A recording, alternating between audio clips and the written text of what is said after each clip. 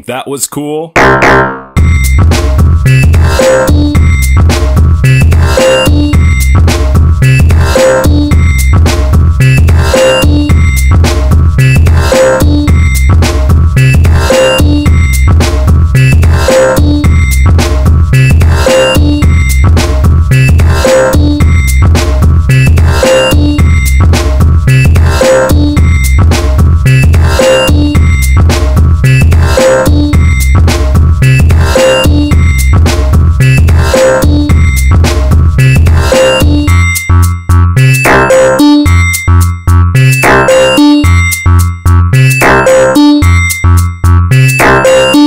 Jeden Freitag geh ich Poker, spiel mit Gott an meiner Seite, aber auch nur für eine Stunde, denn dann ist die Pfeife pleite, reite durch den Kosmos auf dem Cloudboard vom Silver Server, fliege neben Meteoriten und beschimpfe sie. Verticke Handyverträge auf dem Planeten der Affen, jage Potatoes durch den Dschungel mit ihren eigenen Waffen, verhindere den Independence Day durch Baumstämme in der Flugroute, aber spiel nicht mit schwarzen Löchern, weil ich mir das noch nicht zumute. Ey, du bist so bescheuert, Penisbuch beim ersten Sex, weil du so bist auf dem Bist und fix die leere Flasche weg, ja, und von mir aus kannst du gerne deine ganzen Flugrouten, findest mich zu Hause beim Betrachten deiner Mama auf Newport, Rap vom scharfen Waffen und dem Haaren Buchstaben, ich hab mal nachgesehen, Digga, doch du sollst nicht Buchstaben lesen, wenn du das Kuck auf Kulmbach schon mal Tag empfindest, dann bist du 1A durchgefallen im nationalen Filmtest.